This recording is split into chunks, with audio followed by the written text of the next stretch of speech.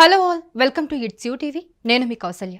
ధర్మస్థల ఇది మాత్రం పేరుకొక పవిత్ర పుణ్యక్షేత్రం, పవిత్ర ప్రదేశం.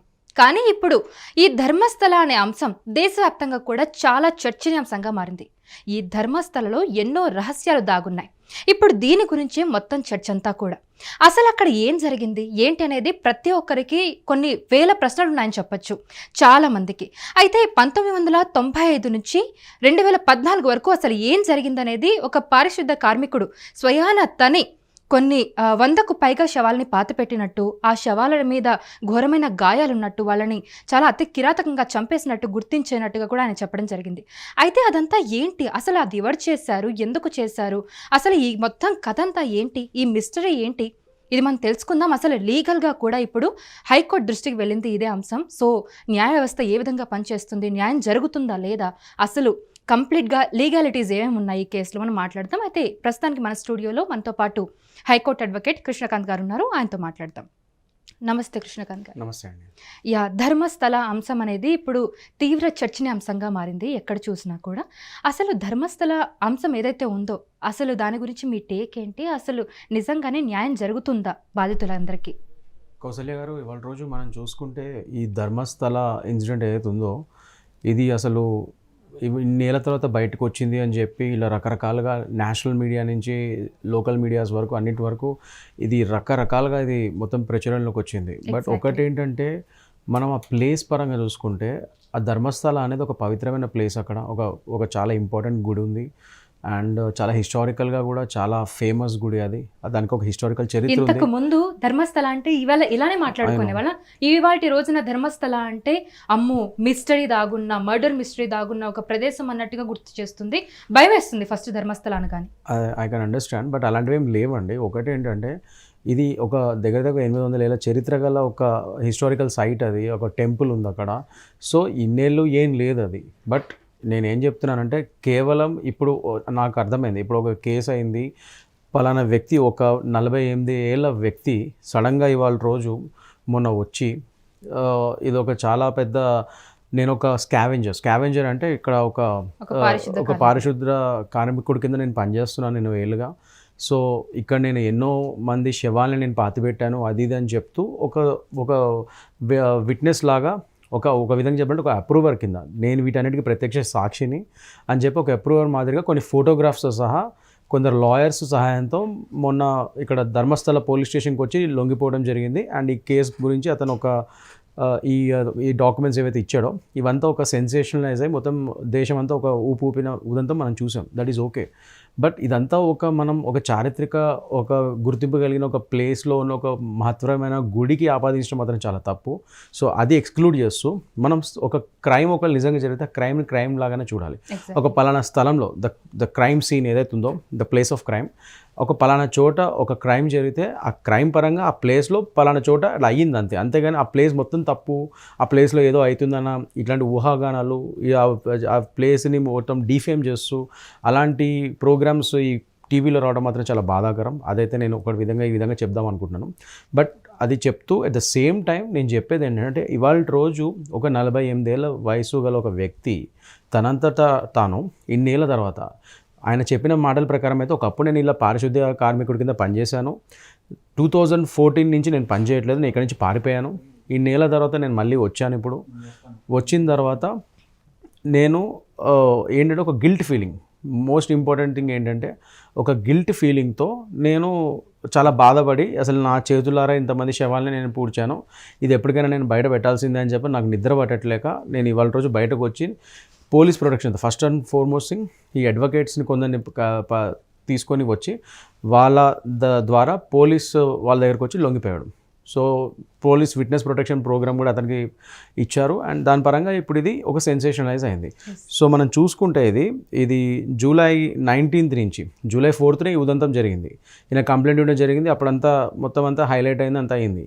వాళ్ళు కంప్లైంట్ ఇచ్చిన తర్వాత కూడా దగ్గర ఒక 14-15 days పోలీస్ వారు ఎటువంటి యాక్షన్ తీసుకోలేదని చెప్పి దాని మీద కూడా చాలా క్రిటిసిజం వచ్చింది. ఆల్ ఓవర్ ఇండియా అన్ని ఛానల్స్ చెప్పారు, చాలా హ్యూమన్ క్రై అయింది. ఎందుకు వీళ్ళు పోలీస్ వాళ్ళంతా అట్లా సెన్సేషనల్గా అతను వచ్చి చెప్పినా కూడా ఇట్లా ఎందుకు వాళ్ళు యాక్షన్ తీసుకోవట్లేదు, వెంటనే ఆ స్థలానికి ఎందుకు వెళ్ళలేదు, ఎగ్జుమేషన్ ఆఫ్ బాడీస్ అంటాం. అంటే ఏదైతే ఎన్నో ఏళ్ల కిందట మనం పాతిపెట్టిన బాడీస్ని ఇప్పుడు మళ్ళీ బయటకు తీయడాన్ని ఎగ్జుమేషన్ ఆఫ్ బాడీస్ అంటాం.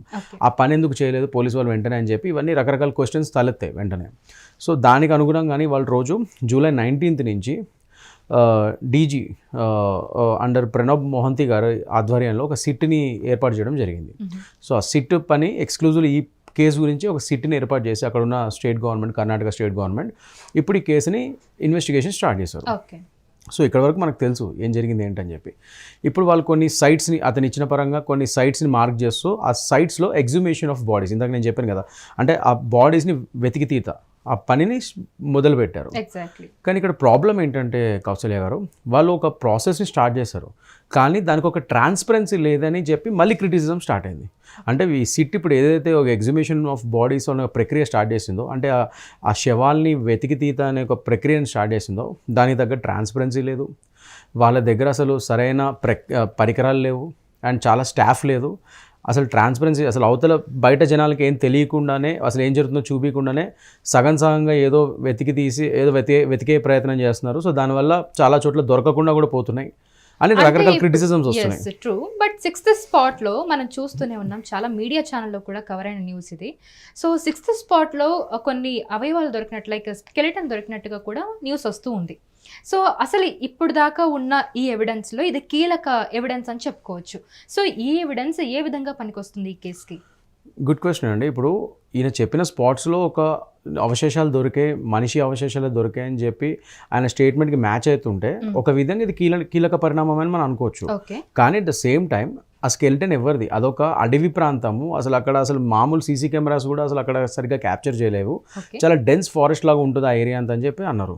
సో ఆ విధంగా అడపాదడప ఏమన్నా మర్డర్ కేసెస్ ఇదివరకు పాస్ట్లో ఏమైనా చిన్న చిన్న కేసెస్ అయితే ఎవరైనా చంపుకొని అక్కడ పడేస్తే అలాంటివి ఏమైనా ఇప్పుడు బయటపడినా కూడా అది దీనికి ఆపాదించగలుగుతామా లేదా అనేది మనం చూసుకోవాలి. అంటే ఈ కేసుకి రిలేటెడ్ కాదా, అది వేరే కేసు కూడా అయి ఉండొచ్చు కదా, వేరే మర్డర్ కేసు కూడా అయి ఉండొచ్చు.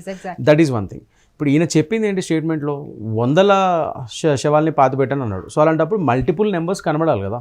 సో అలా కనబడే విధంగా అట్లీస్ట్ ఒక 100 కాకపోయినా అట్లీస్ట్ ఒక 20, 30, 10 ఎన్నో కన్నా ఈయన చెప్పిన స్పాట్స్లో దొరికితే అప్పుడు ఈయన చెప్పిన స్టేట్మెంట్కి చాలా బలం చేకూరుతుంది.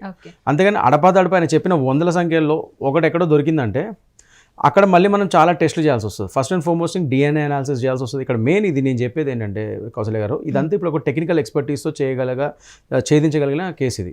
కేవలం ఇప్పుడు పోలీసు వారు, సిట్ వారు ఇప్పుడు వెళ్ళి అక్కడ శవాలు దోతూ కూర్చుంటే అక్కడ అదేం ప్రూవ్ కాదు. అది మోస్ట్ ఇంపార్టెంట్లీ ఇది ఒక కంప్లీట్ టెక్నికల్ ఎక్స్పర్టీస్తో, ఫోరెన్సిక్ ఎక్స్పర్ట్స్తో, కార్బన్ డేటింగ్, డిఎన్ఏ అనాలిసిస్ ఇలా ఇన్ని చేయాలి ఫోరెన్సిక్ ఎక్స్పర్ట్స్తో. ఇవన్నీ చేస్తే కానీ ఆ శవాలు అసలు ఆ పాతిపెట్టడం ఏమైనా నిజంగా అవశేషాలు మీరు అన్నట్టు దొరికితే అది నిజమే అయితే, మీరు ఏదో న్యూస్ ఛానల్లో వచ్చిందని చెప్తున్నారు కదా, సో అది నిజమే అయితే దాని కార్బన్ డేటింగ్, డిఎన్ఏ అనాలిసిస్ చేసి అసలు ఇదివరకు వ్యక్తులు ఇప్పుడు ఒక సౌజన్య కేసే ఉంది అక్కడ, అనన్య భట్ అని చెప్పి ఒక ఆమె ఎవరో 2009లో ఎప్పుడు చనిపోయింది. దాని తర్వాత మళ్ళీ 2012లో ఈమె, 2003లో అనన్య భట్ చనిపోయింది, 2012లో సౌజన్య గారు మిస్ అయ్యారని చెప్పి అన్నారు. ఇలా వీళ్ళిద్దరు మిస్సింగ్ కేసెస్ ఇవి. సో వాళ్ళకి ఏమైనా ఇవి మ్యాచ్ అవుతున్నాయా, వాళ్ళ డిఎన్ఏతో ఇవి ఏమైనా మ్యాచ్ అవుతున్నాయి, అలాంటివి కూడా చూసుకోవాలి. సో అలా చూసుకొని కూడా ఇన్వెస్టిగేషన్ లో యాడ్ చేయాలని చాలా మంది అనుకుంటూ చేయమనండి. నేను అంటుంది అదే, చేస్తే చేయమనండి. కానీ ఇతను చెప్పింది ఏంటి, మైనర్ రిలేట్ అవ్వాలి. ఇతను చెప్పిన స్టేట్మెంట్స్ అంటే మైనర్ బాలికల్ని వాళ్ళని సెక్షువల్గా అసాల్ట్ చేసో ఏదో రేప్ చేసి చంపేశారని ఇవన్నీ చెప్పాడు. అక్కడ సెక్షువల్ అసాల్ట్ జరిగిందా ఆ అవశేషానికి, అవి చూడాలి. అసలు ఎప్పుడు అది కార్బన్ డేటింగ్ ద్వారా మనకు అది ఎన్నేళ్ల క్రితం శవం తెలుస్తుంది. దాని మీద ఏమన్నా ఇట్లా మీరు అన్నట్టు అఘాయిత్యాలు ఏమైనా జరిగాయి, సెక్షువల్ అసాల్ట్ కానీ రేప్ కానీ అవి అయితే అవి తెలుస్తాయి. ఎలా చంపారు, ఒకరు నిజంగా ఆమె చంపబడిందా, లేకపోతే మా ఆత్మహత్య, లేకపోతే ఇంకే విధంగా చనిపోయిందా. ఎందుకంటే ఇట్స్ అ డెన్స్ ఫారెస్ట్ అండి. ఎన్నో ఏళ్ళగా ఎక్కడెక్కడైనా అక్కడ శవం పడిపోయింది అనుకోండి, ఎవరైనా చచ్చిపోయినా అది డీకంపోజ్ అయిపోతుంది, దాని తర్వాత భూమిలోకి వెళ్ళిపోతుంది. కంప్లీట్గా తవ్వి ఎక్కడికో లోపలికి వెళ్తే అది వేరే. కొద్దిగా ఇక వానలు పడతాయి, అవి పడితే మట్టిలు చేకూరుతాయి, అవన్నీ అయితే కూడా కొద్దిగా కిందకి వెళ్ళిపోతాయి, డీకంపోజ్ అయ్యి అవి అవశేషాల కింద అవి కొద్దితో దొరికిపోతాయి. ఆఫ్కోర్స్ మరి ఇంత డీప్ ఎక్స్ప్రెషన్ అవసరం లేదన్న వాటికి, బట్ లోపలే ఉంటాయి అవి కూడా. సో ఇది అలాంటిది ఏమన్నా అన్ని విధాలుగా ఇక్కడ ఇలాంటివి ఒక్కటి దొరికింది కదా అని మనం సంకలు గుద్దుకోకుండా సీరియస్ ఇన్వెస్టిగేషన్ చేసి ఇవన్నిటిని మనం మ్యాచ్ చేయగలగాలి. ఈయన చెప్పిన స్టేట్మెంట్స్కి ఇది మ్యాచ్ అవుతుందో లేదో చూసుకోగలిగితే అప్పుడు ఈయన చెప్పిన దానికి బలం చేకూరుతుంది. అప్పుడు ఆ కేసు మనం నిజంగా ఆ పరంగా ఇది నిజమే కావచ్చు అని ఒక కొరాబరేటివ్ ఎవిడెన్స్, ఇది డైరెక్ట్ ఎవిడెన్స్ కావకపోవచ్చు కానీ కొరాబరేటివ్ ఎవిడెన్స్ కింద దీన్ని మనం పరిగణించి ఈ కేసుని ముందుకు తీసుకెళ్లే ఛాన్స్ ఉంటుంది సిట్ వాళ్ళు కూడా. అంటే ఇప్పుడు ఎవరైతే ఆ పారిశుద్ధ కార్మికుడు ఉన్నాడో అతనే స్వయంగా వచ్చి ఇవన్నీ నేనే చేశాను, నేనే పాతి పెట్టాను, కొంతమంది మహిళల్ని అందులో అమ్మాయిలు కూడా ఉన్నారు చాలామంది, వీళ్ళందరినీ నేనే పాతిపెట్టాను అని చెప్పడం జరిగింది. అతని దగ్గర ఉన్న సాక్ష్యాలు ఏవైతే ఉన్నాయో అతను తీసుకొచ్చి సమర్పించడం సాక్ష్యాల్లాగా అవి ఎంతవరకు స్ట్రాంగ్గా పనికొస్తాయి ఈ కేసులో? నేను అదే చెప్తున్నానండి. ఇప్పుడు ఆయన ఏదైతే ఫొటోస్ ఏవో ఇచ్చారని చెప్పి అన్నారు. సో ఆ ఫొటోస్ కానీ ఆ సీల్ కవర్లో ఏవో రకరకాల డాక్యుమెంట్స్ ఏదైతే ఇచ్చాడో అవన్నీ ఇప్పుడు ఆల్రెడీ ఆయన తీసినవి కాబట్టి అవన్నీ కార్బోటేటింగ్ చేసి నేను చెప్పేది అది ఫోరెన్సిక్ అనాలిసిస్ చేయాలి. డిఎన్ఏ అనాలిసిస్ ఇవన్నీ చేసి డిఎన్ఏ టెస్ట్ లాంచ్ చేసి అసలు ఏ బాడీకి సంబంధించినవి ఇదివరకు ఏమైనా మిస్సింగ్ కేసెస్ ఏవైతే ఉంటాయి ఇప్పుడు వాళ్ళ యొక్క కుటుంబాలు కానీ వాళ్ళు కానీ కంప్లైంట్ ఇచ్చి ఉంటారు కదా పలానా వ్యక్తులు మిస్సింగ్ అని. ఇప్పుడు సౌజన్య కేసే మీరు చెప్పినట్టు ఇందాక మనం అనుకున్న 2012 సౌజన్య కేసు అక్కడ జరిగింది. 2003లో అనన్య భట్టిది అయింది. సో వీళ్ళ కుటుంబీకులు ఇప్పుడు మళ్ళీ ఫ్రెష్గా ఇది ఏదైతే ఇప్పుడు ఈ ఉదంతం బయటకు వచ్చిందో వాళ్ళ కుటుంబీకులు మళ్ళీ ఫ్రెష్గా కంప్లైంట్ చేయడం జరిగింది. దీనిలో ఇది కనెక్ట్ చేయండి, ఈ దర్యాప్తులో ఇది కూడా యాడ్ చేయండి అని. సో ఇప్పుడు అదే చేస్తున్నారు. సో ఈయన చెప్పడం ఓకే, వాళ్ళు కంప్లైంట్ చేయడం కూడా మంచిదే, కానీ ఇవి దొరకాలి కదా అన్నవాళ్ళు అవి వీటితో మ్యాచ్ అవ్వాలి. ఇవన్నీ ఏదో పెద్ద ప్రక్రియ. నేనేమంటున్నానంటే ఇప్పుడు అక్కడ ఎలాంటి ట్రాన్స్పరెన్సీ చూపిస్తున్నారో నాకు తెలియదు. అసలు సిట్ ఏ విధంగా చూస్తుంది, ఏ విధంగా చేస్తుంది ఆ వెతికితీత అనేది. ఇప్పుడు ఆ శవాలని ఎలా చేస్తున్నారు? ఒక శవాలు నిజంగా ఉంటే ఆ స్కెలిటన్స్ని అవశేషాలని వెతికితీత అనేది ఏ పద్ధతిలో చేస్తున్నారు? నేను చెప్పినట్టు అసలు దాని వీడియో రికార్డింగ్స్ చేస్తున్నారా? చేసేదాన్ని వాళ్ళు వీడియో రికార్డింగ్స్ చేస్తే ఇంకా ట్రాన్స్పరెన్సీ ఉంటుంది కదా క్లియర్గా. ఎగ్జాక్ట్లీ. అంటే బయటికి రావడానికి మాత్రం అలానే వచ్చింది. సో అక్కడ వాళ్ళు ఏదైతే తవ్వి తీస్తున్నారో అదంతా కూడా వీడియో రికార్డింగ్ చేస్తున్నాము అనే విధంగానే వార్తలన్నీ కూడా వచ్చాయి. సో ప్రస్తుతానికి మీరు చెప్పినట్టుగా అక్కడ నిజంగానే అవశేషాలు ఏమైనా దొరికితే వాళ్ళు ఆ విజువల్ని కూడా బయటపెట్టే ప్రయత్నం చేస్తారని అందరూ అనుకుంటున్నాం. కానీ ప్రస్తుతానికి దొరికిన 6th స్పాట్లో దొరికింది ఏదైతే ఉందో దానికి సంబంధించి అది ఎవరిది, మీరు ఇందాక చెప్పినట్టుగా స్కెలిటన్ దొరికింది, బట్ అది ఎవరిది ఏంటి అసలు ఎలా ఉంది అనేది క్లియర్ ఇన్ఫర్మేషన్ అయితే ప్రస్తుతానికైతే మన దగ్గర లేదు. సో అది ఏంటి, అది కూడా ఒక కీలక ఎవిడెన్స్గా మారే అవకాశం ఉందని నేను మిమ్మల్ని అడుగుతున్నాను. ఎగ్జాక్ట్లీ అండి, నేను చెప్పినట్టుగా మారే ఛాన్సెస్ ఉన్నాయి. కాకపోతే నేను చెప్పినట్టు ఇవన్నీ దాన్ని కనెక్ట్ చేయగలగాలి. ఇతను ఇచ్చిన కంప్లైంట్, ఇతను ఇచ్చిన స్టేట్మెంట్స్ దాని పరంగా. లేకపోతే ఇప్పుడు ఇదివరకు నేను చెప్పిన సౌజన్య గారు ఎవరైతే మిస్ అయ్యారో లేకపోతే అనన్య భట్ ఎవరైతే మిస్ అయ్యారో వాళ్ళ యొక్క అవశేషాలు వాళ్ళ యొక్క డిఎన్ఏతో ఇది మ్యాచ్ అయితే అప్పుడు నిజంగా ఏమైనా కనెక్ట్ చేసే ఛాన్సెస్ ఉంటే ఈ కేసుకి బలం చేకూరుతుంది. అండ్ ఇప్పుడు నేను అనేది అదే, ఇప్పుడు ఏ విధంగా చూసినా ఒక అవశేషం ఇప్పుడు 100 మంది అన్నాడు ఆయన, కానీ 1-2 దొరికాయి అనుకోండి, కానీ 1-2 అయినా దొరికాయి కదా. దాన్ని మీరు కేసు కనెక్ట్ చేయడానికి అవుతుందా లేదా అన్న బాధ్యత ఎవరిది? అది కేసుకి కనెక్ట్ అయితే లేదా లేకపోతే వేరే కేసెసా అన్నవి ఛేదించాల్సిన బాధ్యత సిట్ మీద ఉంది. సో సిట్ ఏ ప్రాతిపదిక మీద కరెక్ట్గా చేస్తున్నారా లేదా, అంటే కరెక్ట్ ఇన్వెస్టిగేషన్ చేస్తున్నారా లేదా అనేది సిట్ చేయాలి అక్కడ, అవునా? సో సిట్ ఏ విధంగా చేస్తున్నారు అంటే నేను అడిగినట్టు వీడియో రికార్డింగ్స్ క్లియర్గా చేస్తున్నారు, అసలు అన్ని ఆయన ఎక్కడెక్కడ స్పాట్స్ చెప్పాడు అవన్నిటి క్లియర్గా ట్రాన్స్పరెన్సీతో వీడియో రికార్డింగ్స్ చేస్తున్నారా? ఇంకోటి ఇప్పుడు సిట్ ఒకటి ఇండివిజువల్గా ఒక టీమ్ని ఫామ్ చేసి సిట్కి ఇచ్చారు, చేస్తున్నారు, అంతా బాగానే ఉంది. అట్ ద సేమ్ టైం జనాల్లో కానీ రకరకాల డౌట్స్ ఇదేమన్నా, ఎందుకంటే కంప్లైంట్ ఇచ్చిన 14 రోజులు 15 రోజుల తర్వాత కూడా వీళ్ళేమి ఇది చేయలేదు, యాక్షన్ తీసుకోలేదు, ఇప్పుడు ఏదో ఇంకా స్టార్ట్ చేశారు అన్నట్టుగా కూడా అంతా క్రిటిసిజం వచ్చింది సిట్ మీద కానీ అక్కడ గవర్నమెంట్ మీద కానీ. సో ఇప్పుడు ఏదో ఇంకా జనాలు ఇంత హడావడి తిడుతున్నారు, సెన్సేషనలైజ్ అయింది కేసు, జనాలు ఇంత తిడుతున్నారు కాబట్టి ఇప్పుడు ఏదో సిట్ ఫామ్ చేసి ఇప్పుడు ఏమన్నా ఏదో నామకే వస్తే ఏమైనా ఇన్వెస్టిగేషన్ చేస్తున్నారని కూడా డౌట్లు వస్తున్నాయి. సో దానికే నేనేమంటానంటే ఐదర్ ఒక సిట్టింగ్ జడ్జితో కానీ లేదా రిటైర్డ్ జడ్జి వారిని కానీ ఒక మానిటరింగ్ కమిటీ లాగా పెట్టి అండర్ దట్ జడ్జెస్ సూపర్విజన్ ఈ సిట్ ఇన్వెస్టిగేషన్ చేస్తే మంచిది. So at the same time transparency, so that అప్పుడు ట్రాన్స్పరెన్సీ ఉంటుంది, జడ్జి గారి ఆ పర్యవేక్షణలో ట్రాన్స్పరెన్సీ ఉంటుంది. ఈ వీడియో రికార్డింగ్స్ క్లియర్గా రికార్డింగ్స్ చేసి ఎప్పటికప్పుడు జడ్జి గారికి అప్డేట్స్ ఇవ్వాలి.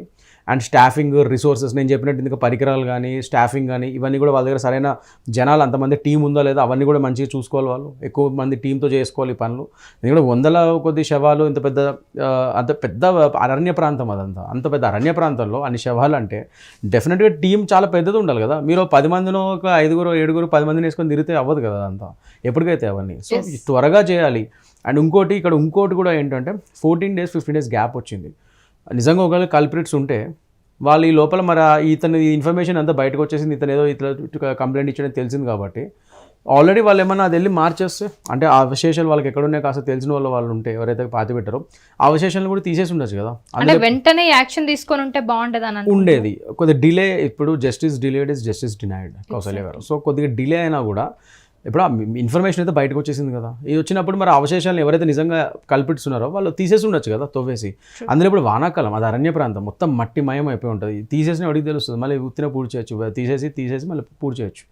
So anything can happen. So ఏమవుతుంది అక్కడ ఒక ట్రాన్స్పరెన్సీ ఇంత పెద్ద సెన్సేషనలైజ్ అవుతున్నప్పుడు మీరు ట్రాన్స్పరెన్సీగా ఒక ట్రాన్స్పరెంట్గా ఇన్వెస్టిగేషన్ని నిర్వర్తించడం అనేది ఆ సిట్ కనీస బాధ్యత. నేను అడిగినట్టు అందుకునే ఒక సిట్టింగ్ కానీ రిటైర్డ్ జడ్జి వారిని కానీ నియమించి ఆయన పర్యవేక్షణలో ఆయన supervision under his supervision the honourable judges supervision ఈ సిట్ వారు ఇన్వెస్టిగేషన్ స్టార్ట్ చేసి ఎప్పటికప్పుడు ఆయనకి రిపోర్ట్స్ అందిస్తూ అప్డేట్స్ ఇస్తూ at the same time video recordings అవి కూడా క్లియర్గా చేయాలి. ఎక్స్కవేషన్స్ ఎగ్జిబిషన్ ఆఫ్ బాడీస్ ఏదైతే చేస్తున్నారో అవన్నీ క్లియర్ వీడియో రికార్డింగ్స్ చేసి అవన్నీ ఎప్పటికప్పుడు జడ్జి గారికి అందిస్తే అప్పుడు కొద్దిగా జనాలు కూడా నమ్ముతారు అండ్ ట్రాన్స్పరెన్సీ ఉందని చెప్పి నమ్ముతారు. అండ్ ముఖ్యంగా స్టాఫ్ మీ దగ్గర ఫారెన్సిక్ ల్యాబ్స్ ఇప్పుడు ఫారెన్సిక్ సైన్స్ ల్యాబొరేటరీస్ కూడా చాలా ఇంపార్టెంట్. ఇట్లాంటి కేసుల్లో ముఖ్యంగా ఇది కంప్లీట్లీ టెక్నికల్ ఎక్స్పర్టీస్ మీదనే ఇప్పుడు మనం ఛేదించగలుగుతాం. కేవలం పోలీసు వారు ఇవాళ రోజు నిద్రలేసి నేను ఇవాళ తవ్వి నేను కనిపెడతా అంటే అవ్వదు అది. సో డెఫినెట్గా యూ నీడ్ టెక్నికల్ ఎక్స్పర్టీస్ దీనికి. So FSL forensic science labs ఏవైతే ఉన్నాయో వాళ్ళ యొక్క హెల్ప్ మీరు తీసుకోవాలి. సో ఫారెన్సిక్ సైన్స్ ల్యాబ్స్ అంత ఎడిక్వేట్ స్టాఫ్ ఉందా మీ దగ్గర? ఇంత పెద్ద కేసు అంటున్నారు, ఇది ఎన్నో వందల శవాలు అంటున్నారు. మరి ఫారెన్సిక్ సైన్స్ ల్యాబ్ ఎక్స్పర్ట్స్ ఎంతమంది ఉన్నారు మీ దగ్గర? ఆ స్టాఫ్ను కూడా మీరు ఎక్కువ మందిని పెట్టుకోవాలి కదా. కేసును త్వరగా తరోగా ఛేదించాలి అంటే మీరు ఫారెన్సిక్ సైన్స్ ల్యాబొరేటరీస్ వాళ్ళ హెల్ప్ తీసుకోవాలి. ఒక FSL ల్యాబ్స్ ఎన్ని ఉన్నాయి మీ దగ్గర? అసలు మీ డిస్ట్రిక్ట్లో ఎన్ని ఉన్నాయి, మీ స్టేట్ మొత్తంలో ఎన్ని ఉన్నాయి? వాళ్ళందరినీ తీసుకొచ్చి మరి దీని మీద యుద్ధ ప్రాతిపదిక మీద చేయొచ్చు కదా. వాళ్ళందరూ హెల్ప్ తీసుకుని ఎక్కువ మంది FSL ల్యాబ్స్ స్టాఫ్ని పెట్టుకొని మీరు చేస్తే ఫాస్ట్గా అవుతుంది. మరి అవి చేస్తున్నారా? ఈ ట్రాన్స్పరెన్సీ అంటే ఎవరు చెప్తారు మనకి? Who is accountable for all this? నేను ఇవన్నీ అడుగుతున్నాం మనలాంటి వాళ్ళము. మరి ఇవన్నీ వాళ్ళు చెప్పగలగాలి కదా, మేము ఇట్లా చేస్తున్నాం రిపోర్ట్స్ ఇస్తే అప్పుడు జనాలకు కూడా నమ్మకం కలుగుతుంది సిట్ ఒక కరెక్ట్ పద్ధతిలోనే వెళ్తుంది ఇన్వెస్టిగేషన్ అని చెప్పి. సో ఇలాంటివి చేస్తే బాగుంటుందని నా ఉద్దేశం. ఓకే, సో ఈ కేసులో ఇంకొక కీలక విషయం ఏంటంటే గ్యాగ్ ఆర్డర్ అని చెప్పచ్చు. ఎందుకంటే ధర్మస్థల ఈ ఇష్యూ స్టార్ట్ అయినప్పటి నుండి చాలామంది యూట్యూబ్ ఛానల్స్లో దీని గురించి వీడియో తీసి పెడుతున్నారు, ఇన్వెస్టిగేట్ చేస్తున్నారు. అంటే ఎవరికి వాళ్ళు సపరేట్ జర్నలిస్టులుగా మారి వాళ్ళకి వాళ్ళు ఇన్వెస్టిగేట్ చేస్తూ ఉన్నారు ఈ అంశం మీద. అయితే గ్యాగ్ ఆర్డర్ ఇచ్చింది ఎందుకు? అసలు గ్యాగ్ ఆర్డర్ ఎందుకు? అంటే అంత పెద్దవాళ్ళు ఉన్నారా దీంట్లో, అందుకే గ్యాగ్ ఆర్డర్ తీసుకొచ్చారా? ఎందుకు అసలు అది? ఇప్పుడు దాన్ని తీసేయాలి, అది ఉండకూడదు అని కూడా చెప్తూ ఉన్నారు. చాలా వ్యతిరేకత వచ్చింది ఫస్ట్ థింగ్ ఆ గ్యాగ్ ఆర్డర్ తెచ్చుకున్నందుకు. దీని గురించి చెప్పండి. First of all gag order అంటే ఏంటంటే కౌసల్య గారు, ఇప్పుడు నా వ్యక్తిత్వ హననం అవుతుంది, నన్ను ఎవరో డిఫైమ్ చేస్తున్నారు పబ్లిక్ డొమైన్లో. సో అది నేను వాళ్ళ మీద కేసు వేసాను. ఆ కేసు వేస్తూ ఈ కేసు తేలేంత వరకు ఆ పలానా వ్యక్తి నా పేరు కానీ నా మీద ఎటువంటి న్యూస్ కానీ ప్రచురించకూడదు అని చెప్పి నేను ఒక గ్యాగ్ ఆర్డర్, ఇంట్రీమ్ ఆర్డర్ తెచ్చుకుంటాను. ఒక ఇంజెక్షన్ ఆర్డర్, టెంపరీ రిలీఫ్ తెచ్చుకుంటాను. దాన్ని గ్యాగ్ ఆర్డర్ అంటారు. దాన్నే మన దేశంలో జాన్ డో ఆర్డర్ అంటారు, అదే అశోక్ కుమార్ ఆర్డర్ అంటారు. ఇలా రకరకాల పేర్లు ఉన్నాయి దానికి. గ్యాగ్ అంటే ఏంటి మీనింగ్ అంటే నోరు మూసేయడం. యాక్చువల్లీ ఇంగ్లీష్లో word meaning gag means just shut your mouth అనేది. సో గ్యాగ్ ఆర్డర్ అంటే జస్ట్ షట్ యువర్ మౌత్ అని మీనింగ్ అది.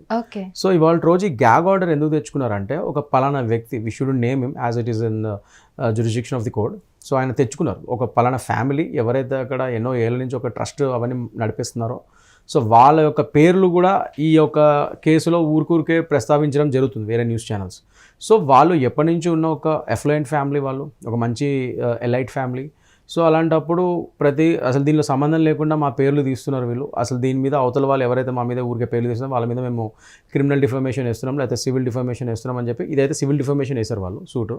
అది వేస్తూ అట్ ద సేమ్ టైం ఇంకా ముందు మాత్రం ఇది అయ్యేంత తేలేంత వరకు గ్యాగ్ ఆర్డర్ అంటే మా మీద ఇంక ఈ ఛానల్స్ సో కాల్డ్ 8,000 దగ్గర 8,000 వీడియోలు వచ్చాయంట వాళ్ళ మీద. సో ఆ 8,000 చిల్లర వీడియోలన్నీ మీరు తీసేయండి. అట్ ద సేమ్ టైం మా మీద ఇంకా ఫ్యూచర్లో కూడా వీళ్ళు ఈ కేసు తేలేంత వరకు వాళ్ళు ఫర్దర్గా కొత్త ప్రోగ్రామ్స్ చేయకుండా ఒక గ్యాగ్ ఆర్డర్ ఇవ్వండి అని చెప్పి వాళ్ళు కోరడం జరిగింది. సో అదేవిధంగా ఆ లోవర్ కోర్ట్ ఏదైతే కర్ణాటకలో ఆ మెజిస్ట్రేట్ కోర్టు వారు ఉన్నారో, sessions court so sessions court వారు క్లియర్గా అదే ప్రస్తావిస్తూ ఇచ్చారు. వాళ్ళు ఒక గ్యాగ్ ఆర్డర్ని ఇచ్చారు. సరే ఈ కేసు తేలేంత వరకు ఆ వీడియోస్ తీసేయండి, అట్ ద సేమ్ టైం కొత్త వీడియోస్ చేయకండి వీళ్ళ ఫ్యామిలీ మీద అని చెప్పి గ్యాగ్ ఆర్డర్ టెంపరీ రిలీఫ్ వచ్చింది వాళ్ళకి. సో దీన్ని చూసుకొని చాలామంది ఛానల్స్ కానీ వాళ్ళందరూ కానీ ఇప్పుడు ఏమంటారంటే ఇది ఆర్టికల్ 19 ఉల్లంఘన, ఫ్రీడమ్ ఆఫ్ స్పీచ్ ఉల్లంఘన, ఫ్రీడమ్ ఆఫ్ ప్రెస్ ఉల్లంఘన, మేము రిపోర్ట్ చేయగలదా అది ఇది అని అంటున్నారు. యాజ్ అ ఆర్టికల్ 19 ఉల్లంఘన అంటే you can report about an incident. And ఒక వ్యక్తి మీద మీరు ఎప్పుడు ఇన్సిడెంట్గా మీరు చెప్పచ్చు, కానీ ఎలిగేషన్స్ అవి పరంగా మీరు చెప్తున్నారు కరెక్టే. బట్ ద సేమ్ టైం ఆ వ్యక్తి ఇందులో అనవసరంగా నన్ను పడ్డాను, నా పేరు కానీ నా ఫ్యామిలీ పేరు కానీ అనవసరంగా లాగుతున్నారు ఇందులో నా వ్యక్తిత్వ హననం కింద ఫీల్ అయితే ఆయనకి అది కూడా సేమ్ ఫండమెంటల్గా ఆయనకు కూడా ఉంది. ఆయన వెళ్ళి అది ఆపుకునే హక్కు ఆయనకు ఉంది. సో మీ దగ్గర బలమైన సాక్ష్యాలు ఉండి ఆయన మీద ఎలిగేషన్స్ చేస్తే ఒక మీనింగ్ ఉంది. బలమైన సాక్ష్యాలు లేకుండా ఊరికే ప్రతి ఛానల్లో వాళ్ళ పేర్లు తీస్తే తప్పకుండా అది చట్ట ఉల్లంఘన అవుతుంది. అండ్ డెఫినెట్గా దీని మీద గ్యాగ్ ఆర్డర్ తెచ్చుకునే హక్కు వాళ్ళకు ఉంది. సో ఆ విధంగానే వాళ్ళు గ్యాగ్ ఆర్డర్ వాళ్ళు తెచ్చుకోవడం జరిగింది. సో అందుకనే ఇప్పుడు we have to respect that. పలానా పేర్లు కానీ వాళ్ళ ప్రస్థానం కానీ మనం తీయకూడదు. But at the same time saying that ఇప్పుడు అందరూ ఏమనుకుంటున్నారు, ఆ పేర్లు తీయకూడదని అసలు ధర్మస్థలం గురించి మాట్లాడొద్దా, ఛానల్స్ అందరూ ఫీల్ అవుతున్నారు, మాట్లాడద్దా, అసలు మాకు హక్కు లేదా, ఇది మానవ హక్కుల ఉల్లంఘన అయ్యేది అన్నారు. సింపుల్ థింగ్ నేను ఇవాళ ఒకటి క్లారిఫై చేద్దాం అనుకుంటున్నాను. గ్యాగ్ ఆర్డర్ వచ్చింది కేవలం ఆ వ్యక్తి ఆయన ఫ్యామిలీ వాళ్ళ యొక్క ఇన్స్టిట్యూషన్స్ పేర్లు తీయద్దు, ఈ కేసుతో కలపద్దు, వాటి మీద వీడియోస్ చేయొద్దు, ఆ వీడియోస్ చేసినా వాళ్ళ పేర్లు తీయద్దు అని మీద వచ్చింది. ఈ కేసు పరంగా ఈ ధర్మస్థలంలో అసలు ఏం జరుగుతుంది, ఆ శవాలు కానీ ఒకవేళ ఆనవాళ్ళు అవన్నీ ఏదైతే బయటకు వస్తున్నాయో సో వాటి గురించి కానీ, పలానా వ్యక్తి ఎవడో వచ్చి కంప్లైంట్ ఇచ్చారు వీటి గురించి కానీ, ఈ సో కాల్డ్ ఇదంతా మైనర్లు మిస్ అయిపోయారు అది వాటి గురించి మాట్లాడద్దని చెప్పి ఎవరు మీకు గ్యాగ్ ఆర్డర్ ఇవ్వలేదు. వాటి గురించి మీరు రిపోర్ట్ చేయండి. బట్ సో కాల్డ్ ఎవరైతే వ్యక్తి పేరు ఆయన ఫ్యామిలీ పేరు అవైతే వచ్చాయో వాళ్ళ పేర్లు మాత్రం ప్రస్తావించకుండా మీరు కేసు పరంగా రిపోర్ట్ చేయండి. వాట్ ఎవర్ మీ దగ్గర జెన్యూన్గా ఇన్ఫర్మేషన్ మీకు వచ్చిందో అదే రిపోర్ట్ చేయండి. కొత్తవన్నీ ఆపాదించి క్రియేటివిటీ యూజ్ చేసి మసాలా మాత్రం యాడ్ చేయొద్దు అన్నది నా రిక్వెస్ట్. అదే చేయండి అని చెప్తున్నది. We need transparency at the end of the day. Transparent journalism, transparent governance, transparent city investigation, everything ట్రాన్స్పరెంట్గా ఉంటే ఈ కేసు ఖచ్చితంగా నిజమైతే ఒకవేళ ఈయన చెప్పిన ఎలిగేషన్స్ ఈ సో కాల్డ్ 48-year-old ఎవరైతే పారిశుద్ధ కార్మికుడు చెప్పింది కల్పించాలి, లేకపోతే నన్ను చంపేసే ప్రమాదం ఉంది, నా ఫ్యామిలీని చంపేసే ప్రమాదం ఉంది కూడా ఆయన చెప్పడం జరుగుతుంది. నేను దానికే ఇప్పుడు ఆయన వచ్చిన రోజు నుంచి ఆయనకి విట్నెస్ ప్రొటెక్షన్ ప్రోగ్రామ్ ఇచ్చారు. అండ్ మోస్ట్ ఇంపార్టెంట్ థింగ్ ఇక్కడ బాధాకరమైన విషయం ఏంటంటే ఆయన ఇచ్చాడు, ఆయన విట్నెస్ కంప్లైంట్ ఇచ్చాడు, ఆయన విట్నెస్ ప్రొటెక్షన్ ప్రోగ్రామ్ ఇచ్చారు. But at the same time ఆయన చెప్తుంది అంతా లీకులు అవుతున్నాయి బయట. సో ఒక విధంగా అది పోలీస్ డిపార్ట్మెంట్ వారే లీక్ చేస్తున్నారని కూడా కొన్ని న్యూస్లో వచ్చి అవన్నీ వచ్చాయి. If that is true then definitely section 351 of sub clause 2 of BNSS Bharatiya Nagarik Suraksha సంహిత కింద ఇది 351 ఆఫ్ సబ్ క్లాస్ 2లో క్లియర్గా ఇది పోలీస్ వారి యొక్క క్రిమినల్ బ్రీచ్ ఆఫ్ ట్రస్ట్ కింద పరిగణించబడుతుంది. సో పోలీస్ వారు అలాంటి లీక్స్ ఇవ్వకూడదు. ఒకళ్ళు నిజంగా being a public servant you shouldn't do such things. చేస్తే కఠినంగా వాళ్ళని శిక్షించవచ్చు పోలీస్ వారు. వాళ్ళ మీద సెక్షన్లు ఉన్నాయి 100% ఎవరి మీద ఉంటాయి. మీరు నేను ఎవరమైనా చట్టానికి అతిథులం కాదు. ఈవెన్ ప్రెసిడెంట్ కాదు కానీ ప్రైమ్ మినిస్టర్ ఆఫ్ ఇండియా కూడా చట్టానికి అతిథులు కాదు. Okay, only first citizen of ఇండియాకి మాత్రం ఆయనకు మాత్రం ప్రెసిడెంట్ గారికి మాత్రం కొన్ని వెసులుబాట్లు ఉంటాయి. But that's what I'm saying. Law అందరికీ ఈక్వలే అది. బట్ ఎవరికి ఇదిగా ఉండదు, అందరికీ సమానంగానే ఉంటుంది. But you should be more careful. So police వారు కానీ ఇలాంటి వారు కానీ ఒక విట్నెస్ ప్రొటెక్షన్ ప్రోగ్రామ్ కింద మీకు కోసం వచ్చిన అతన్ని మీరు కాపాడాల్సింది పోయి రివర్స్లో ఇట్లాంటి లీకులు ఇచ్చుకుంటూ పోతే నిజంగానే అతని ప్రాణానికి రేపటి రోజు ఏమైనా అయితే అది మీరే బాధ్యత వహించాల్సి వస్తుంది. సో విట్నెస్ చాలా పెద్ద విట్నెస్ అతను. Yes. So witness protection program అతనికి ఇస్తూనే అట్ ద సేమ్ టైం నేనేం కోరుతున్నాను అంటే ఆ సీల్డ్ కవర్ ఏదైతే ఇచ్చాడో అతను ఒకవేళ ఆయనకి ఏమైనా అయితే ఆయన అడ్వకేట్ ఉన్నాడు కేవీ ధనంజయ్ గారు అని చెప్పి. సో ఆయనకి ఆ సీల్డ్ కవర్ వెళ్ళే విధంగా they have to take some action. అలాంటివి కూడా వాళ్ళు పెట్టుకోవచ్చు. ఇప్పుడు సడన్గా ఇప్పుడు ఆ విట్నెస్ ఇంత పెద్ద కీలకమైన వ్యక్తి విట్నెస్ ఈ కేసుకి ఒకవేళ నిజంగా అనుకోనిది ఏమైనా జరిగితే కేసు మరి ముందుకెళ్ళాలి కదా. సో సోకాల్డ్ ఏదైతే సాక్ష్యాలు ఆయన ఇచ్చాడో అలాంటి కాపీస్ వాళ్ళ అడ్వకేట్ దగ్గర కూడా ఇంకోటి ఉండాలి. కాపీస్ ఉంటే అప్పుడు అది కేసు ముందుకెళ్ళే ఛాన్సెస్ ఎక్కువ ఉంటాయి. So if you are his client మరి మీ అడ్వకేట్ గారికి ఆయన అన్ని ఇంకా కాపీస్ ఇచ్చే ఉంటాడని అనుకుంటున్నాను. అలా ఇస్తే అప్పుడు అతనికి ఏమైనా అయినా కూడా ఒకవేళ గాడ్ ఫర్బిడ్ ఏమైనా అయినా కూడా అనుకోకుండా ఏమైనా జరిగినా కూడా ఈ కేసు మాత్రం నిజంగా ఏమైనా నిజం ఉంటే కేసులో ఇది ముందుకెళ్ళాలంటే advocate also should have some the same copies of the file which he has given in sealed cover to the police department. అచ్చా. అయితే ఈ కేసుని ఛేదించడం కోసం కర్ణాటక ప్రభుత్వం సిట్ని ఏర్పాటు చేసింది. అయితే ఇప్పుడు సిట్ చీఫ్ ఎవరైతే ఉన్నారో ఆయనకి యూపీఎస్సీ డిప్యూటేషన్లో ఆయన నేమ్ ఉందని చెప్పి ఆయన కేంద్రానికి బదిలీ చేస్తున్నారని చెప్పి కొన్ని వార్తలు వస్తూ ఉన్నాయి. అయితే ఇది ఎంతవరకు వాస్తవం? అలా జరిగితే కనుక ఇప్పుడు ఏదైతే ఇన్వెస్టిగేషన్ జరుగుతుందో దానికి ఆటంకం కలిగే అవకాశం ఉందా, లేదంటే అదేమన్నా ఫ్లక్చువేట్ అయ్యే అవకాశం ఏమైనా కనిపిస్తుందా? అట్లా నేను ఇప్పుడు అదే చెప్తున్నాను. ఇప్పుడు ఒకటి ఏంటంటే ఇప్పుడు ఐపీఎస్ ఆఫీసర్స్ ఐఏఎస్ ఆఫీసర్స్ నియామకం అనేది యూపీఎస్సీ యాక్ట్ కింద నడుస్తుంది. అదొక స్టేట్ గవర్నమెంట్ సెంట్రల్ గవర్నమెంట్ సడన్గా డిసైడ్ చేసేది కాదు. వాళ్ళకి ఎప్పటికప్పుడు షఫ్లింగ్స్ ఉంటాయి, డెప్యుటేషన్స్ ఉంటాయి, రకరకాల విధాలుగా వాళ్ళని డిపార్ట్మెంట్స్ మారుస్తూ ఉంటారు. మనకు తెలిసింది ఇదంతా. వాళ్ళ యొక్క అప్పుడున్న పరిస్థితులు బట్టి వాళ్ళ యొక్క సర్వీస్ పలానా డిపార్ట్మెంట్లో అవసరం అంటే వాళ్ళని ట్రాన్స్ఫర్స్ జరుగుతూ ఉంటాయి, డెప్యుటేషన్స్ మీద జరుగుతూ ఉంటాయి. కేవలం ఇప్పుడు ఈ కేసు వల్లే వాళ్ళని మారుస్తున్నారు, డెప్యుటేషన్ కింద పెడుతున్నారని చెప్పి ఇది కాన్స్పిరసీ థియరీస్ కింద బాగుంటాయి. కానీ రియల్గా యూపీఎస్సీ యాక్ట్ అనేది ఒకటి ఉంది మన దేశంలో. ఆ యాక్ట్ పరంగానే వాళ్ళ యొక్క నియామకాలు, ట్రాన్స్ఫర్లు, డెప్యుటేషన్లు అయితే దట్ ఈస్ దేర్. కానీ ఇక్కడ నేనేం చెప్తున్నానంటే నేను చెప్పేది అదే. ఇప్పుడు ఏ పోలీస్ ఆఫీసర్ని పెట్టినా ఇన్వెస్టిగేషన్ మాత్రం ఒక ట్రాన్స్పరెంట్ పద్ధతిలో అవ్వాలి. ఇప్పుడు మొహంతి గారు, ఇప్పుడు Pranab Mohanty garu is DG there, Pranab Mohanty garu ఆధ్వర్యంలో అవుతుంది.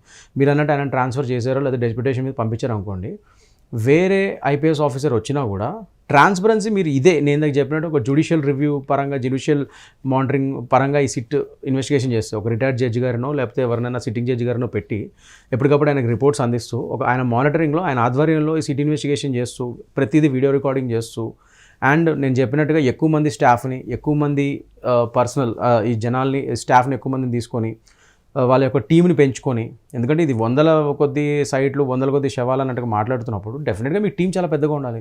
10 మందిని వేసుకొని మీరు వెళ్ళిపోలేరు అడవిలోకి. సో ఎక్కువ మందిని తీసుకొని, ఎక్కువ స్టాఫ్ని తీసుకొని ట్రాన్స్పరెన్సీ లెవెల్లో క్లియర్గా ఇట్లా చేస్తే మీరు ఏ పోలీస్ ఆఫీసర్ని నియమించినా కూడా మధ్యలో ట్రాన్స్ఫర్స్ కామన్ అయితేనే ఉంటాయి. ఎందుకంటే ఇది ఇన్వెస్టిగేషన్ అయ్యి కేసు ముందుకెళ్ళేంత వరకు చాలా ఏళ్ళు పట్టచ్చు, 2-3 ఏళ్ళు కూడా పట్టచ్చు. ఈ 2-3 ఏళ్ళలో ట్రాన్స్ఫర్లు అవ్వకూడదంటే ఎట్లా అవుతాయి కదా? అది యూపీఎస్ యాక్ట్ సపరేట్, అది వాళ్ళకి ట్రాన్స్ఫర్లు అవుతాయి. కానీ ఎవరు వచ్చినా ఇదే పద్ధతిని, ఒక ట్రాన్స్పరెంట్ పద్ధతిని, ఒక ఎఫెక్టివ్ పద్ధతిని మెయింటైన్ చేస్తే అప్పుడు irrespective of the police officer, the head of the sits, మీరు ఇది పద్ధతి కరెక్ట్గా చేస్తే మీరు ఇది ముందుకెళ్ళే ఛాన్స్ ఉంటుంది, కేసు ముందుకెళ్తుంది మంచిగా. అది నా ఉద్దేశం. ఓకే. సో ఇప్పుడు ఈ కేసు హైకోర్టు దృష్టికి కూడా వెళ్ళింది. సో ఏ విధంగా ముందుకెళ్ళబోతుంది ఇప్పుడు? అంటే ఇప్పుడు కొత్తగా చర్యలు తీసుకునే అవకాశం ఏమన్నా కనిపిస్తుందా? అంటే ఒకటండి, నేను చెప్పినట్టు ఇప్పుడు హైకోర్టులో మీరు వెళ్ళి అడుగుతారు, అడిగినప్పుడు what they are asking exactly in high court అంటే ఏం రెమెడీస్ అడుగుతున్నారు. ఆల్రెడీ సిట్ వేశారు, వాళ్ళు చేస్తున్నారు, ఇంకేం అడుగుదాం అనుకుంటున్నారో అది వీళ్ళకి తెలిసి ఉండాలి. ఇప్పుడు హైకోర్టులో generally what we have is any criminal investigation general time period is 90 days. 90 days లోపల మీరు ఇన్వెస్టిగేషన్ చేసి రిపోర్ట్ ఇవ్వాలి. సో 90 days ఇంకా అవ్వలే కదా, హైకోర్టుని వెళ్ళి మీరు ఇంకేం అడుగుతారు? నేను చెప్తున్నాను ఇప్పుడు ఏం అడగాలో. ఇందాక నేను అడిగినట్టు జ్యుడిషియల్ రివ్యూ, ఒక జ్యుడిషియల్ మానిటరింగ్, ఒక సిట్టింగ్ జడ్జి గారిని కానీ లేదా రిటైర్డ్ జడ్జి గారిని కూడా పెట్టండి. ఆయన ఆధ్వర్యంలో ఈ సిట్ నడవాలి, ఆయన క్లియర్ మానిటరింగ్ చేయాలి, ఎప్పటికప్పుడు ఆయనకి వీళ్ళు అప్డేట్స్ ఇవ్వాలి. నేను చెప్పినట్టు ఇవన్నీ వీడియో రికార్డింగ్లు ప్రతిదీ చేయాలి, అన్ని ఎవిడెన్సెస్ ఎప్పటికప్పుడు జడ్జి గారికి అందిస్తూ ఉండాలి, అప్డేట్స్ ఇవ్వాలి. ఈ స్టాఫ్ని పెంచాలి, ముఖ్యంగా ఫారెన్సిక్ సైన్స్ ల్యాబొరేటరీస్ స్టాఫ్ని ఎక్కువ మందిని తీసుకోవాలి వీళ్ళు ఈ కేసు పరంగా. ఇవన్నీ చేస్తే కానీ అలాంటివి అడగండి మీరు హైకోర్టుకి వెళ్ళినప్పుడు. అలాంటివి అడిగితే అప్పుడు థరో ఇన్వెస్టిగేషన్ అయ్యే ఛాన్సెస్ ఉంటుంది. అవి అడగండి అంటారు. నేను ఎప్పుడు అనేది ఏంటంటే తొందరపాటు కాదు. ఇప్పుడు మరీ డీల్ అంటే ఇప్పుడు 90 రోజులు దాటి కూడా వీళ్ళు ఏం చేయకపోతే అప్పుడు మనం హైకోర్టుకి మళ్ళీ వీళ్ళని తొందర చేయమని అడగచ్చు. ఇంకా టైం లిమిట్ ఉంది. ఇప్పుడు వీళ్ళని ఇప్పుడు తొందర పెట్టకూడదు. నేనేమంటారా, థరో ఇన్వెస్టిగేషన్ చేయండి. మీరు తొందరగా చేసినా లేట్ చేసినా కాదు, 90 days టైం ఉంది. ఇంకా మీరు చేసేది కరెక్ట్గా చేయండి, ఇన్వెస్టిగేషన్ థరోగా చేయండి, ఫాస్ట్గా కాదు, హ్యాపీగా బాజ్డ్ ఇన్వెస్టిగేషన్ చేయకండి. చేసేదేదో థరోగా చేయండి. ఇలా టెక్నికల్ ఎక్స్పర్టీస్ని యూజ్ చేసి ఇదంతా కంప్లీట్ ఎన్నో ఏళ్ళ క్రితం అయింది కౌశల్య గారు. 2014 నుంచి అతను వెళ్ళిపోయాడంట. 1995 1998 నుంచో 2014 వరకు అయిందన్నాడు. 2014 నుంచి అతను వెళ్ళిపోయాడు, అక్కడి నుంచి పారిపోయాడు. మళ్ళీ ఇప్పుడు వచ్చాడు. ఇక్కడే ఎన్నో 34,000 గ్యాప్ వచ్చేసింది. ఇప్పుడు ఆ శవాలు అవన్నీ ఒకళ్ళు నిజంగా ఉంటే అది ఒక ఫారెస్ట్ ఏరియా, మళ్ళీ ఇప్పుడు రైనీ సీజను, అవి అసలు అతను ఇక్కడ మార్కింగ్స్ ఏమైనా చేశాడంటే అది కూడా తెలియదు మనకు క్లియర్గా. మరి మార్కింగ్స్ చేయకుండా కూడా ఆయన ఆ స్పాట్ ఈ స్పాట్ అని ఆయన గుర్తులు చెప్తే అదే చెప్తున్నా. ఇప్పుడు సింపుల్గా ఇప్పుడు అక్కడ శవం ఉందనుకోండి, పలానా చోట అక్కడ శవం ఉందని నేను చెప్తాను 7 ఏళ్ళ తర్వాత వచ్చి, కానీ నాకు అక్కడ గుర్తు, కానీ అది పక్కకేమైనా వెళ్ళి అది పక్కన ఉంటుందేమో నాకు తెలియదు కదా. వీళ్ళు వచ్చి కేవలం అక్కడ ఒక చోట తవ్వేసి జస్ట్ 2 feet అవతల పోతే నిజంగా శవం ఉండేదేమో అక్కడ, కానీ వీళ్ళు ఇక్కడే ఎత్తికే వెళ్ళిపోతారు. వీళ్ళు లేదు కదా ఎత్తుతాడు, ఎత్తికేమో గుర్తొచ్చి ఇక్కడే ఉందని అంటాడు, వాళ్ళు తవ్వుతారు, లేదు కదా అని చెప్పి వెళ్ళిపోతారు. అది నాట్ ఫౌండ్ అని చెప్పి మళ్ళీ పెట్టేస్తారు అక్కడ. సో ఇలాంటి మిస్టేక్స్ అయ్యే ఛాన్సెస్ కూడా ఉన్నాయి అక్కడ. నేను చెప్పేది ఏంటంటే అది ఒకళ్ళు నిజంగా అంత అన్ని శవాలని ఒకళ్ళు నిజంగా అన్ని స్కెల్టన్స్ని అవశేషాన్ని తీయాలంటే చాలా పెద్ద టీం ఉండాలి. హెవీ ఎక్స్కవేషన్ అయ్యి ఎగ్జుమేషన్ ఆఫ్ బాడీస్ నిజంగా కావాలంటే హెవీ ఎక్స్కవేషన్ టైప్లో జరగాలి అక్కడ. అంత హెవీ ఎక్స్కవేషన్ మీకు జరగాలంటే స్టాఫ్ ఉండాలి, అంతమంత పరికరాలు ఉండాలి. నేను చెప్పినట్టు FSL ఇది ఫారెన్సిక్ సైన్స్ ల్యాబొరేటరీస్ వాళ్ళకి హెల్ప్ కావాలి. నిజంగా దొరికితే ఇమీడియట్గా వాళ్ళ DNA అనాలిసిస్, కార్బన్ డేటింగ్ అంటే అసలు ఎప్పుడు చచ్చిపోయారు వాళ్ళు, ఏంటి, ఎలా చచ్చిపోయారు, ఎవ్రీథింగ్ వస్తాయి మీకు అన్ని తీసేయగలిగడానికి. ఇదంతా కేవలం ఒక టెక్నికల్ ఆస్పెక్ట్లో సాల్వ్ చేయగలిగిన మిస్టరీ. ఒకవేళ నిజం అయితే అతను చెప్పినవన్నీ కేవలం టెక్నికల్ ఎక్స్పర్టీస్తో మాత్రమే సాల్వ్ చేయగలిగే మిస్టరీ ఇది. నేను కూర్చొని ఎన్ని డిబేట్స్ చేసిన ఏం కాదు. ఆఖరికి ప్రణబ్ మొహంతి గారు కూడా పాపం ఎంత కష్టపడినా అవ్వదు. It all depends upon the FSL forensic science laboratories expertise, so called transparency and thorough investigation అన్ని ఖచ్చితంగా ఒక నిబద్ధతతో చేస్తే కానీ సాల్వ్ కాదు. సో ఇప్పటి వరకు యాజ్ అన్ అడ్వకేట్ మీరు ఈ కేసును అబ్జర్వ్ చేసిన దాన్ని బట్టి చూస్తే ఇప్పుడు బాధితులు ఎవరైతే ఉన్నారో వాళ్ళకి న్యాయం జరుగుతుందని మీకు అనిపించిందా? అంటే ఇప్పటి వరకు ప్రాసెస్ ఏదైతే జరిగిందో స్టార్టింగ్ నుండి ఇప్పటిదాకా ఇన్వెస్టిగేషన్ ప్రాసెస్ మీకు ఎలా అనిపించింది?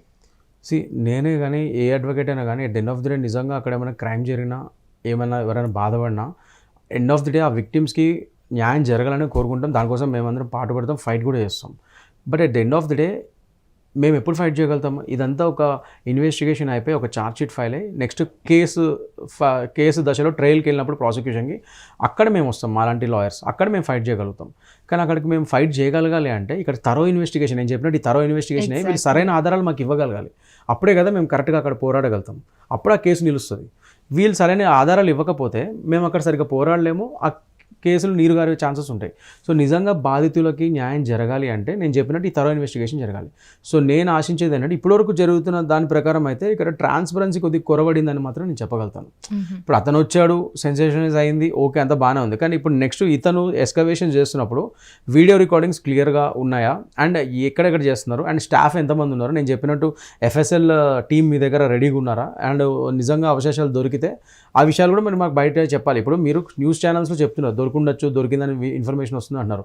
But officially the SIT has to confirm, they have to release a press note కదా. మరి వాళ్ళు ఏం చేయట్లేదు. అది అలాంటి అదే మరి ట్రాన్స్పరెన్సీ కొద్దిగా కొరబడిందనే తెలుస్తుంది నాకు అక్కడ. సో ట్రాన్స్పరెన్సీ కొరబడకూడదు. నేను చెప్పినట్టు జ్యుడిషియల్ మానిటరింగ్లో ఒక రిటైర్డ్ జడ్జి గారినో లేకపోతే సిట్టింగ్ జడ్జి గారి యొక్క ఆనరబుల్ జడ్జి గారి యొక్క దీనిలోనే వీళ్ళు పెడితే ఒకవేళ మానిటరింగ్ పెడుతూ ఈ తరో ఇన్వెస్టిగేషన్ నేను చెప్పినట్టు ఈ స్టాఫ్ని పెంచి ఎఫ్ఎస్ఎల్ ల్యాబ్స్ని పెంచి అన్ని పెట్టి చేస్తే అప్పుడు ఇది ఒక కొలిక్కి వస్తుంది. ఇప్పుడు వరకు అయితే I'm not that much satisfied to be frank.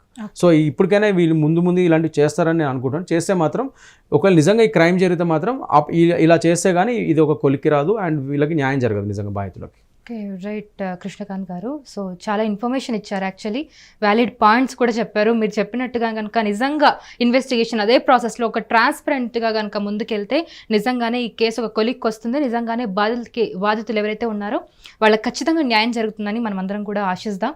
So చూసారు కదండి, ఇది వాటి మన డిబేట్ ఆన్ ధర్మస్థల క్రైమ్ అనమాట. సో ధర్మస్థల గురించి మనం అందరం కూడా రోజుకు ఒక్కొక్క న్యూస్ చూస్తూనే ఉన్నాం. ఇన్వెస్టిగేషన్ కూడా ముందుకెళ్తుంది. So transparency investigation is necessary అంటున్నారు.